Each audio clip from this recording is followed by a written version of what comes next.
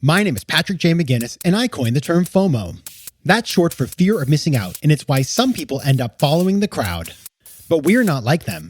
We're part of a new species that isn't afraid to do things differently. I call us FOMO Sapiens. And this is the show where you'll meet people like us, phenomenal FOMO Sapiens, to learn how they find the courage and the ideas to live exceptional lives. FOMO. FOMO. Hey everybody, welcome to FOMO Sapiens, the show for people who don't just follow the crowd, but instead take their own path to success in business and in life. I'm your host, Patrick J. McGinnis, venture capitalist by day, author and podcaster by night, and FOMO Sapiens 24/7. And we are continuing our month of healthcare and wellness startups and entrepreneurs with a really cool company called Zócalo Health. Oaxaca is building a better healthcare experience for Latinos. And it's led by my guests today, who are Erik, Cardenas, and Mariza Hardin, who are the co-founders of the company. Now, let me tell you a little bit about them first before I tell you what we're going to talk about. Erik is a healthcare tech strategist with more than 20 years of leadership experience. In 2021, he co-founded Zócalo Health to deliver a first-class family medicine experience for the Latino community. Now, before founding Zócalo, he served as a founding team member and senior leader at Amazon Care. And before that, he had roles at Tenet Health and Everly Well. Now, like Erik, Mariza also worked at Amazon before she co-founded Zócalo Health with him. And she was on the founding team for Amazon Care and AWS's Health and Human Services vertical, where she led biz dev initiatives for Amazon customers. She's had a bunch of different healthcare roles, coming up with solutions for Medicare and Medicaid populations for companies such as Omaha and Alaire Health Optum. And her experience in Medicaid and Medicare started during her tenure at the U.S. Health and Human Services Department, where she led policy programs for the Health Information Exchange. Now, we're going to be talking about a lot of stuff today. What I'm really interested here, and we talked about it on FOMO Mondays the other day, is just like they're going after this very clear target market. One could call it a niche market, right? Because it's about 15% of the U.S. population. So I just wanted to start that conversation, talking about how you identify that niche, how you figure out what you're going to do for that niche. Like, what is the specific solution you're going to offer that's different and relevant? Here, we're talking about the Latino market in the U.S. We're going to talk about expected and unexpected challenges and how the team responded. And finally, we're talking about raising money because this population, Latino entrepreneurs, I think it gets about 1% or less of capital, right? So even though you have this population that's 15% of the United States, super underfunded. So we talk about how do you raise money when you are part of a group that just is not yet part of the, getting its fair share, as it were, of venture capital. So that's what we're going to talk about. Now I have a small ask. It's an easy one, so easy. Just subscribe to the podcast, please. I would really appreciate it. Go ahead, go on your app, subscribe. If you're feeling generous, give me 5 stars and a little review, but just a subscription. That's all I'm asking for today. All right, and now onto the interview. As you know, I like to go deep early, and so I started by asking Erik my favorite question. What's a formative decision you've had to make to get to where you are today? Yeah, well, thanks, Patrick. Man, I've listened to your podcast a number of times, and I know that a lot of people like to go way back, early into their careers, early into life, when they think about these formative decisions. I think for us, though, I'm speaking for Mariza and myself. I think the formative decision for us was being able to make the decision to leave our really comfortable jobs at Amazon to start a new company that was really focused on addressing some of the pain points that we experienced growing up as Latinos in our community.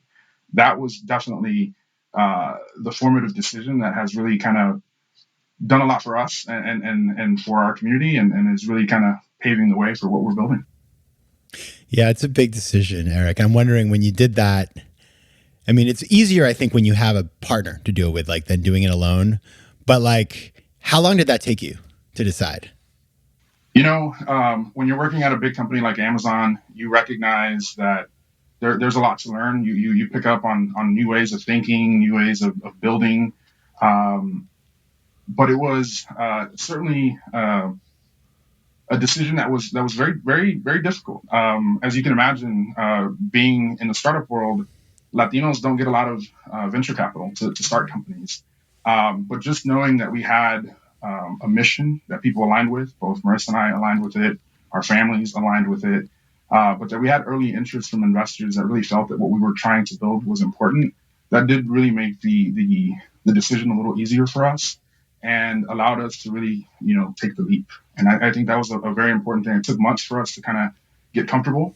Walking away from a dream job that was really the case for both Mariza and I was difficult, but we knew that we had good intentions, and if we could execute, we're going to use an impact for our community.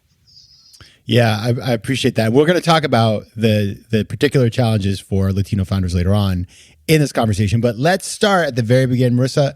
So what is the problem you're trying to solve? Tell us about why you started this company and what you're doing in the healthcare space. Yeah, I think that's a great question to start with, because when we think about the problem, it goes back to Erik's point. Our early days, I was born in rural New Mexico. Erik was born and raised in inner city Houston, two totally different environments, but we shared some of the same experiences. And that was an experience of not being able to navigate the existing healthcare system, having a lot of trouble finding providers that accepted our insurance, could see us within a couple of weeks, spoke the language that our parents and grandparents were speaking. My grandparents immigrated from Mexico to New Mexico and struggled their entire life to access the healthcare system. So from an early age, I recall being a navigator for my family and filling out forms, making doctor's appointments. Being in rural New Mexico, we would often drive 4 to 5 hours for a specialist appointment. So those early memories of really struggling to access healthcare really spurred my interest in working in the healthcare industry. I didn't know what that was going to mean. I wanted to be a doctor for a long time. That didn't quite work out, but started to craft a career in policy and public health. Erik had some of the similar experiences growing up, but in inner city Houston. So fast forward almost 20 years later, some of those same systematic issues still exist.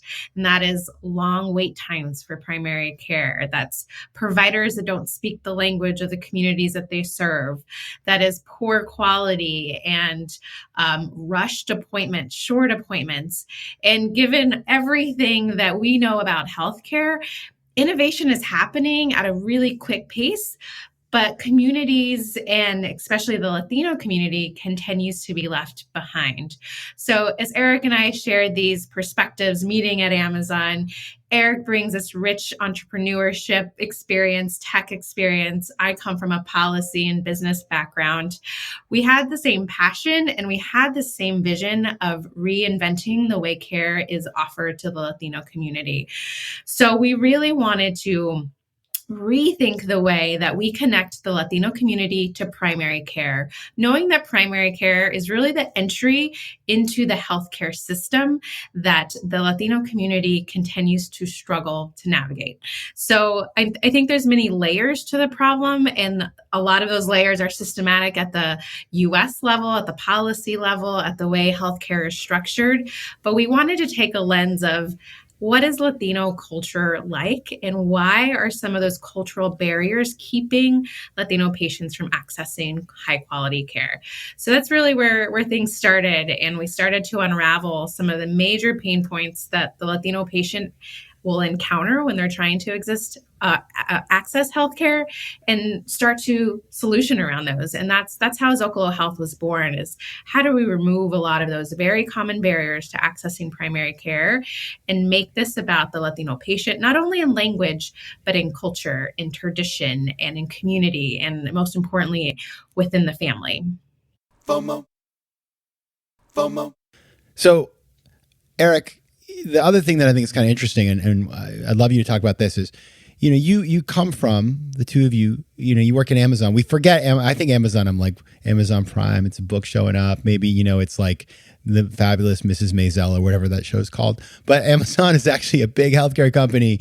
And so not only, you've identified the problem from your personal life, which is a big part of the equation, but that's not sufficient, because you also, healthcare is I know nothing about healthcare. It's one of the most regulated industries. It's big and scary. And there's insurance people and that whole thing. I can't even barely figure out my own healthcare. What was it about your professional experiences that convinced you that you would be the right team to build this business? Yeah, that's a great question. I think that, obviously Mariza talked about the personal experience, and that is extremely important, especially when you talk about founder market fit, which is a topic that I know you've talked about before in the past.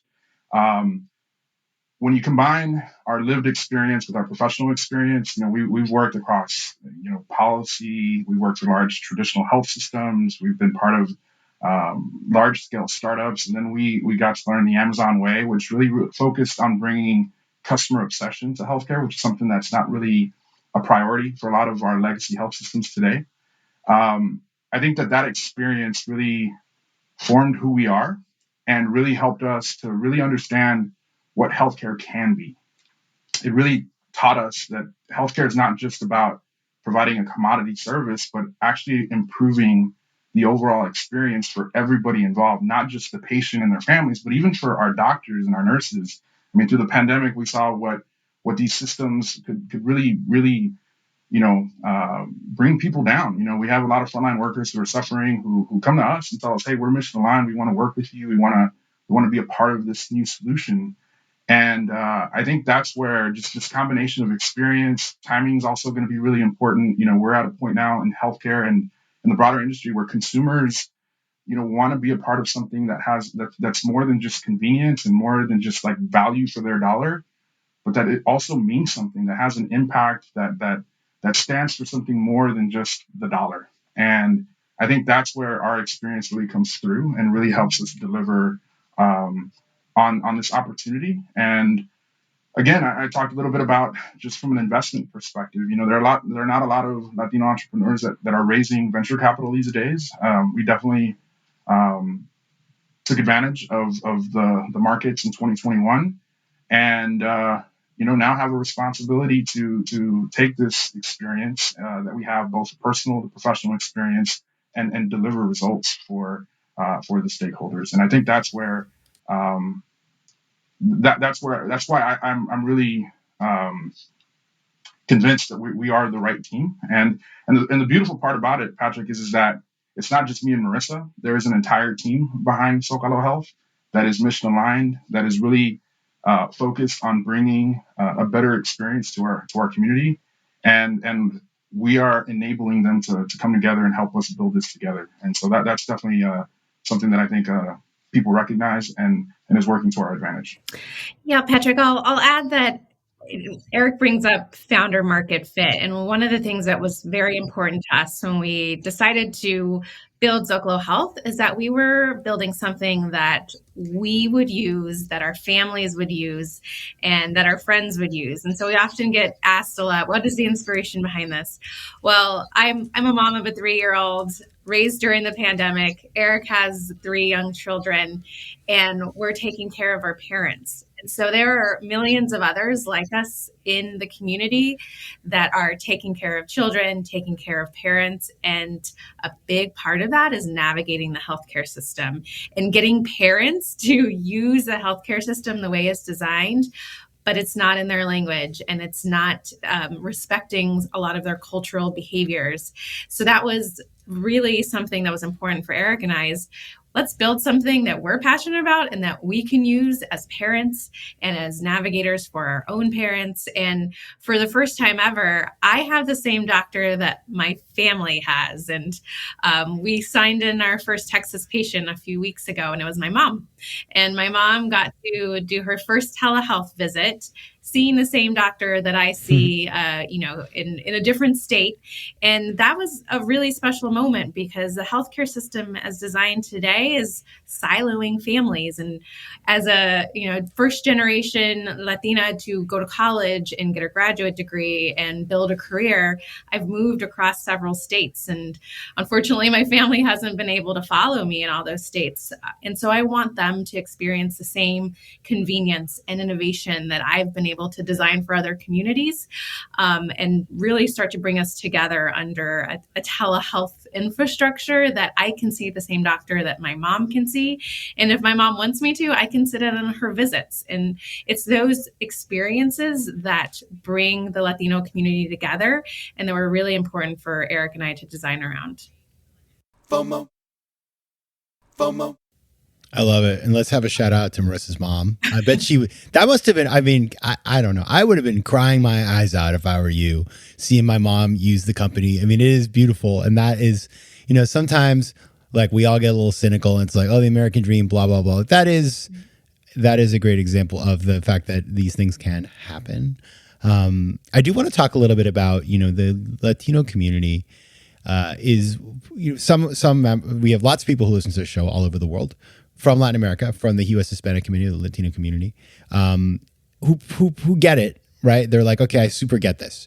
But for many of us, the specific dynamics and the need for a specific solution may not be very clear. Talk about how you have designed this experience, knowing the particular needs, the cultural, medical, everything else for the Latino community.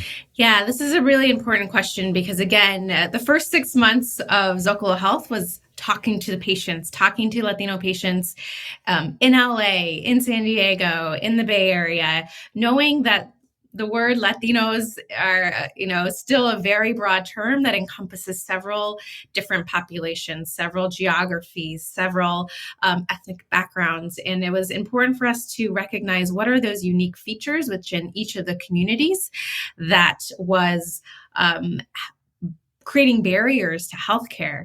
And one of the most common themes we heard across all of these groups is it's really hard for me to find providers that, of course, speak my language, but recognize that I have unique needs, that I maybe have some trust I need to build before I see you as a healthcare provider and trust you as a healthcare provider. And, some of those common themes were really what built the Zócalo Health care model. And that care model is led by a promotora de salud, a community health worker. And as we think about community health workers who have been around for many generations, they're in the community. They know the neighbors, they know the resources, and they help connect people. They're connectors and they're translators. They translate this complicated healthcare system into the community that needs it. And so it's an important role that the healthcare system has used and evolved over time.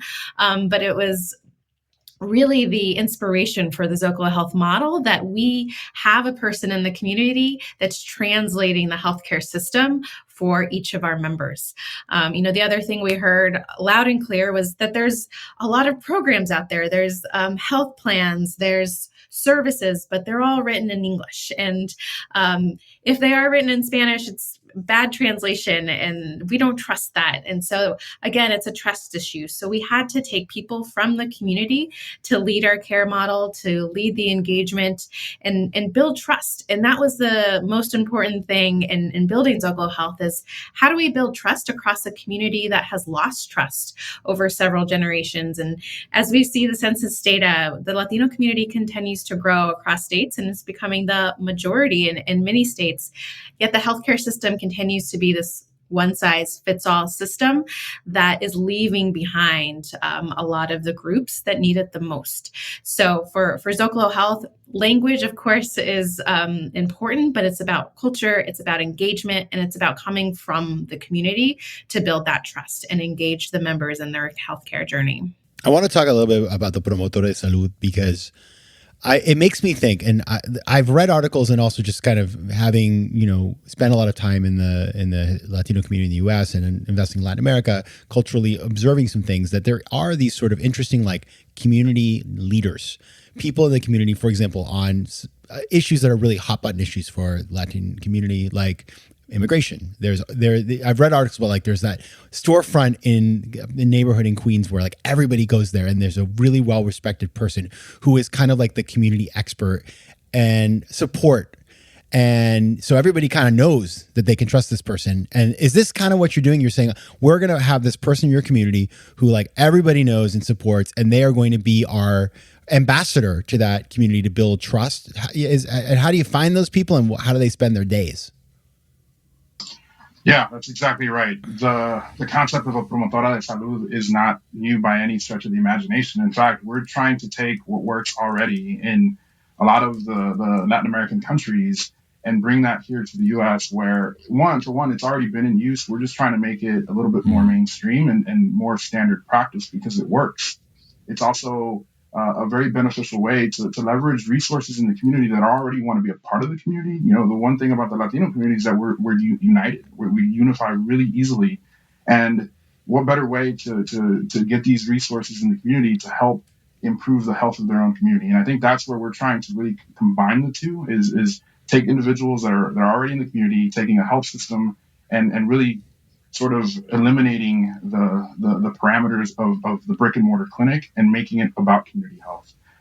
So this is where our promotoras today, you know, they're from the communities that we serve. That's how we break apart this concept that Latinos are a monolith and really start to provide a scalable yet very personalized and local feel to healthcare delivery. That's what we're doing with our promotoras. Okay, now I want to ask you about something that's kind of hard, which is this. So I had this experience. I was on the board of a call center business that served the U.S. Latino community out of Mexico, out of Monterrey, out of Guadalajara. And what we learned very quickly was that a Cuban in Miami was not interested in talking to somebody in Mexico, and that you had to be thoughtful about it. I mean, the people could chat, but you had to be very thoughtful about not looking at the community as a monolith. And I know that's important to you. You chose to name your company Zócalo, which is my favorite part in Mexico City. If you haven't been to Zócalo, it's a magical place. Like you stand there and you feel, I don't know, you just feel like something's happening in your life. But that is it's very clearly someplace that everybody knows is in Mexico. So as you think about branding, as you think about communication, all this stuff, I know you thought about it because I'm sure you were like, we got to get this right.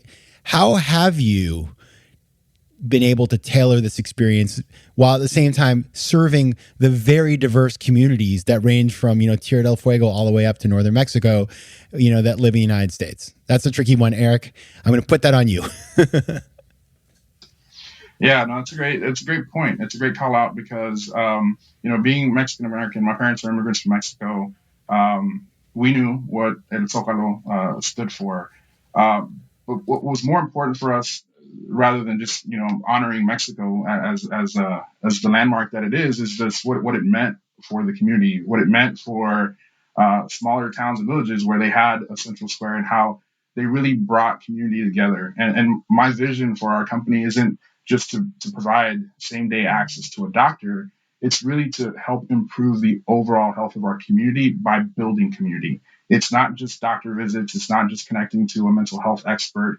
It's being able to build community. And you know, we're very social people, surrounding around the community around food and people and other activities. Like those things are really important. And I hope that at some point in the future, Zócalo Health can grow into that vision, into that dream.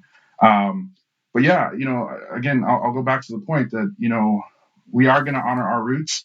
We're gonna honor the things that unify the Latino community, but we're also going to be very personal when it comes to people's preferences. And I think this is an important point because, you know, a lot of times when you think about Latino health and healthcare for underserved communities, oftentimes we sort of just depend on safety net services.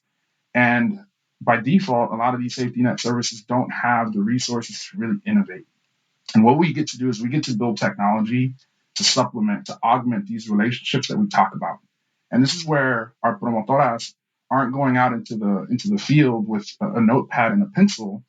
They're using technology to gather details about people's personal preferences.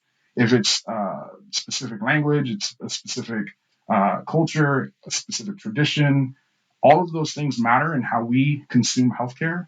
And those things matter for us as a team because we want to be able to provide a personalized experience that meets those needs.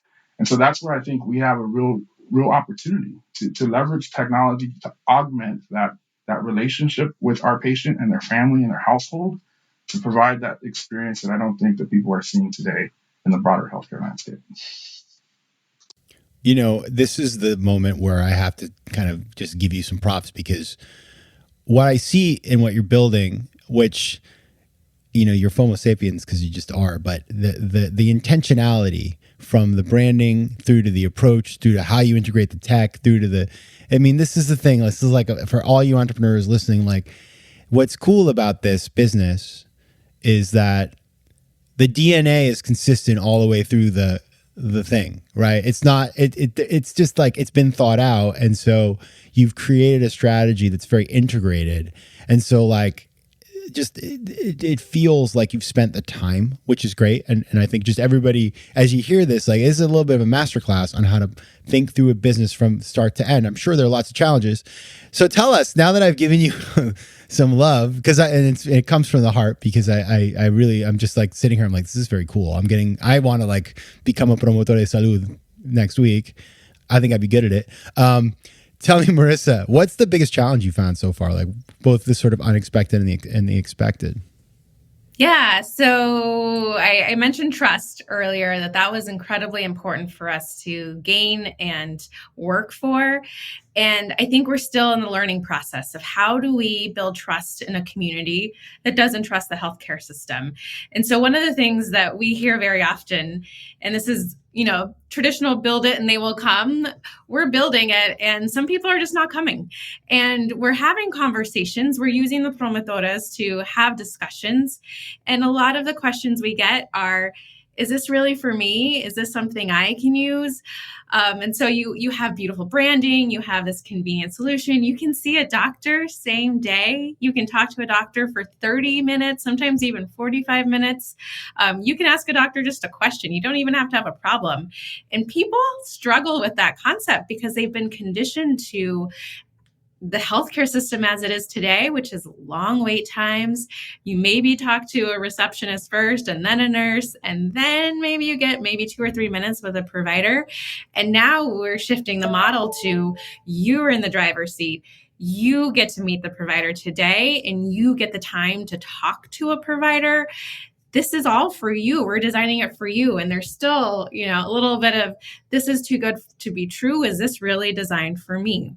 And so in true development fashion, we're having to have those conversations and we have to slow down the team. We have to slow everyone down to have that important discussion, knowing that each discussion brings us data points on how to build that trust. So let's get rid of all the templates. Let's get rid of all the forms. Let's get rid of the intake process and just meet people where they're at and let them do the talking and let them tell us what they're concerned about and let them tell us what's important to them.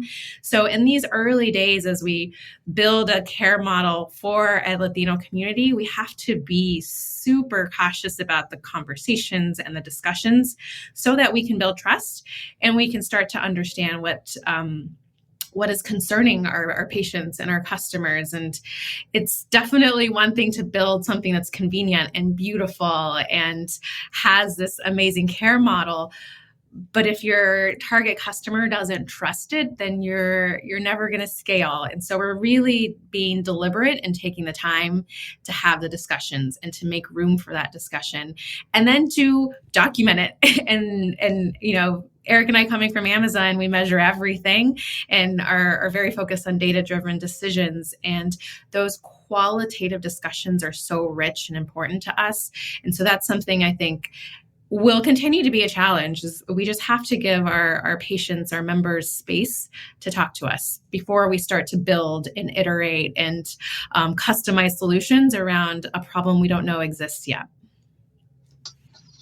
Yeah, I'll share something else, Patrick. I think Mariza's point is spot on. And that's one thing that we're not afraid to try things. And we're not afraid to experiment with new things and new experiences that people may not be used to.